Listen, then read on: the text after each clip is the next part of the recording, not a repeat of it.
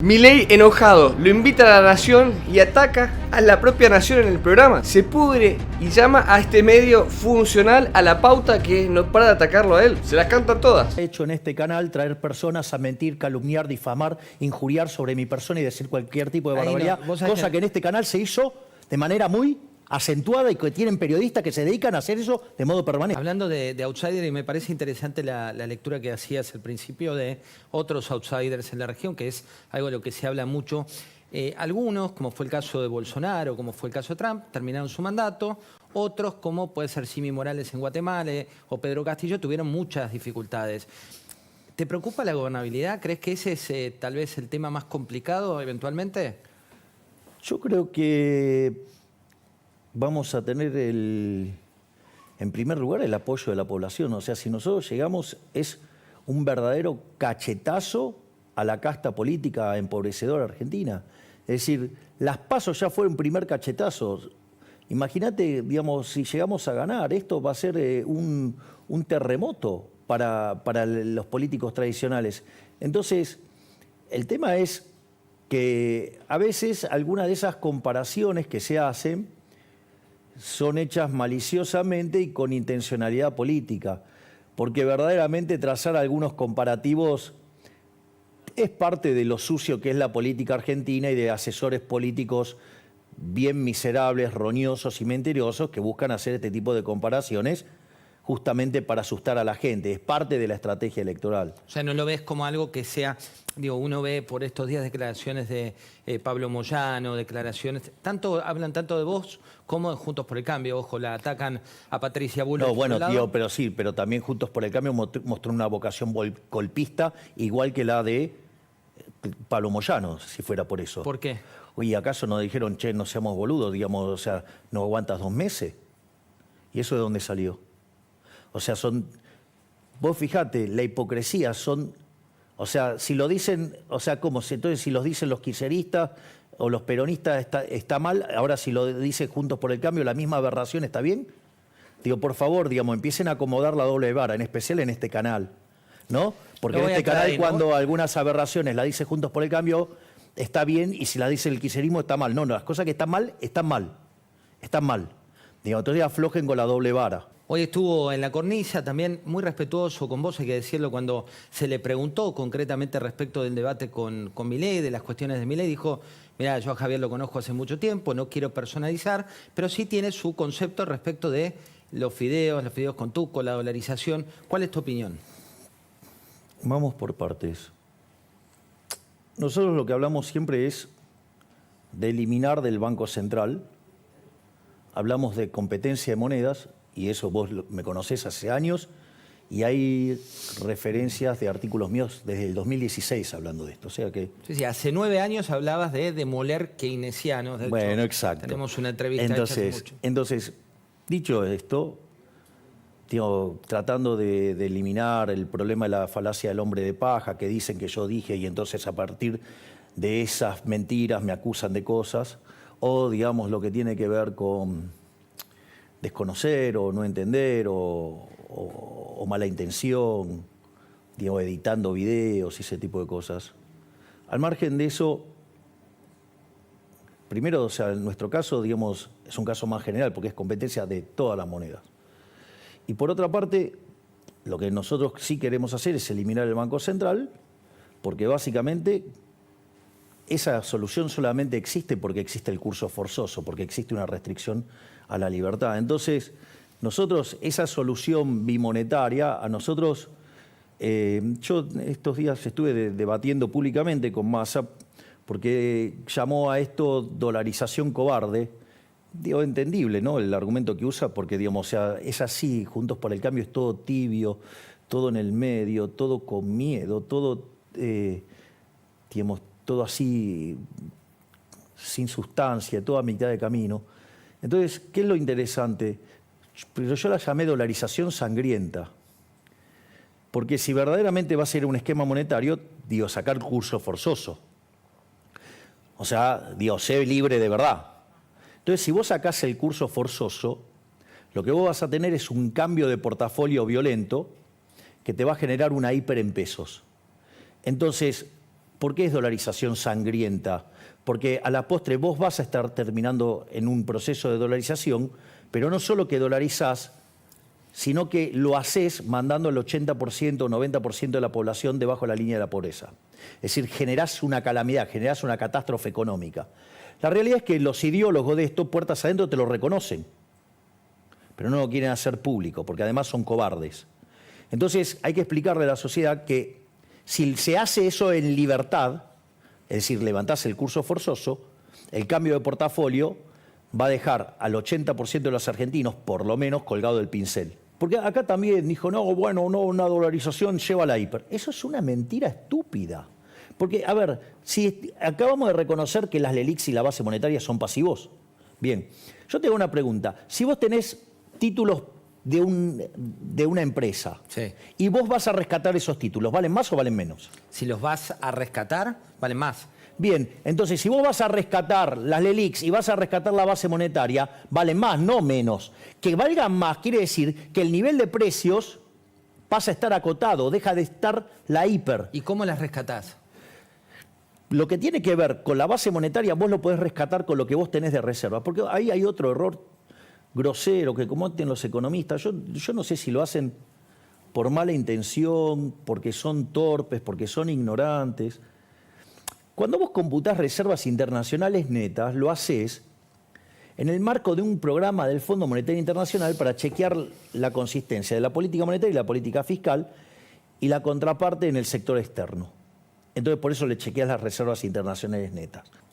Entonces, digo, yo no tengo la culpa, digo, que haya ignorantes que no sepan valuar, digamos, instrumentos financieros. Pero claro, nunca en su vida tradearon un activo. Jamás, o sea, digo, el único contacto que han tenido con una mesa de dinero fue para ir a hablarles de economía. En cambio, digo, yo he trabajado de eso. Cuando vos querías comercializar con otra región, ¿cuál era el problema? Y que vos llevabas un cartel que decía, acá llevo metálico. Vos fíjate, la lógica, hay una serie hermosa, que seguro esa sí la viste, El Zorro. Sí, cómo no. Bueno, El Zorro era un anarcocapitalista. ¿Por qué? Porque ¿qué era lo que pasaba? Era un defensor del libre comercio, porque cada vez que venía alguien en el puerto y que quería hacer comercio con la gente del pueblo, ¿qué era lo que pasaba? Iban los delincuentes y lo atacaban. ¿Por qué? Y porque casi como que llevaban un cartel que llevaban oro. Entonces, el Zorro, ¿qué hacía?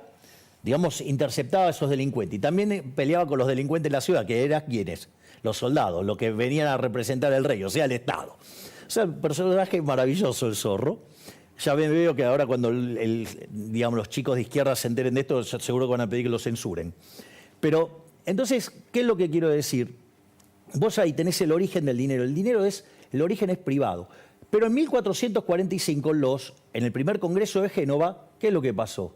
Se apropiaron del dinero.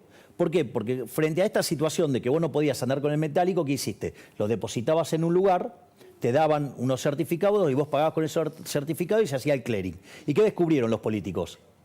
Que podían hacer eso para robarle a la gente. Y entonces en el primer Congreso de Génova de 1445 se apropian de esa función y se quedan con el curso forzoso. Y a partir de ahí se produce la estafa de los estados hacia el sector privado. Entonces, la pregunta es, ¿por qué defienden la estafa del sector público al sector privado? ¿Por qué defienden que los políticos le roben a los argentinos 25.000 millones de dólares? Claro que, digamos, en todo el mundo quiere tener, todos los políticos quieren tener Banco Central, porque es un mecanismo por el cual te estafan. Mira, te lo voy a hacer así.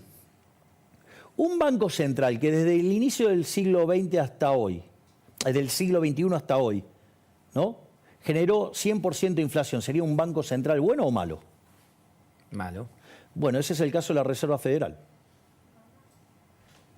Entonces, eso es la Reserva Federal. Con lo cual tenés bancos centrales que son malos, obviamente tenés bancos centrales que son muy malos, tenés otros que son espantosos y después tenés el Banco Central de la República Argentina. Entonces, que vengan y me expliquen por qué están a favor de robarle a la gente. Javier, tengo muchas preguntas, te voy a pedir definiciones. No, quiero otra más. Sí. No, porque dicen, no les vamos a permitir que emita. Y si le vas a romper la maquinita de imprimir billetes, ¿para qué lo querés tener? ¿Para sostener a los ñoquis? ¡Ey! ¿Por qué no son un poquito más coherentes? ¿Por qué no hacen bien las cuentas? ¿Por qué no estudian un poco? ¿Por qué no se tratan de de salir de esa chatura. Tengo preguntas respecto de otras cuestiones, ya como tu rol como candidato a presidente de la Nación. Si ganas la elección, por ejemplo, si lo que dice Barrio Nuevo es real y en primera vuelta terminás ganando la elección, te dan la banda presidencial, asumís, ¿tenés miedo que eso pase? Digo, ¿también te genera cierta inestabilidad llegar al poder? No, porque estamos preparados. Nosotros venimos trabajando con el gabinete en la sombra hace casi un año. Nosotros hay un seguimiento de la política todo el tiempo y estamos en condiciones de desembarcar cuando se nos pida. ¿El sistema judicial es algo que hay que reformar? Sí, sí. Hay varias cuestiones. Nosotros tenemos varios temas en la cuestión judicial. Hay una que a mí, hasta te diría, me genera una profunda irritación, que es que el Poder Judicial tenga que estar dependiendo financieramente de las decisiones del jefe de gabinete. Eso me parece verdaderamente aberrante. Hay un proyecto Por de las partidas, decís. Claro, hay un proyecto de Lorenzetti que es una mejora respecto a eso, que tiene que ver con el hecho de que lo determine el Congreso. Bueno, yo quiero ir por una solución todavía mucho más radicalizada, y es el tema de que en una solución más radicalizada directamente tenga una partida de asignación específica, que no la puedan tocar los políticos, nada. O sea, para que tenga total independencia financiera. Por otra parte, tenés otros problemas con el tema de la Corte, que es con la justicia, que tiene que ver con el hecho de que está contaminada en términos políticos. Entonces, nuestra idea es nombrar un ministro de Justicia que esté en consonancia con la Corte y las reformas que hay que hacer para que la Corte sea una Corte verdaderamente independiente. A diferencia de los otros espacios que necesitan avanzar sobre la Corte de un lado y del otro, porque están sucios y necesitan una Corte adicta para que no los metan presos. A diferencia de esos lugares, nosotros estamos limpios y queremos que la Corte sea absolutamente independiente, porque creemos que son los garantes de la República. Tengo tres últimas preguntas para vos. Hay debates, y mucho, y lo habrás leído, de el tema de la personalidad de Javier Milei. Si es inestable emocionalmente, si no lo es. ¿Cuál es tu punto de vista al respecto? No es ni más ni menos que la berretada y de las operaciones de espacios políticos en las cuales periodistas mediocres se involucran, donde llevan la discusión al plano personal.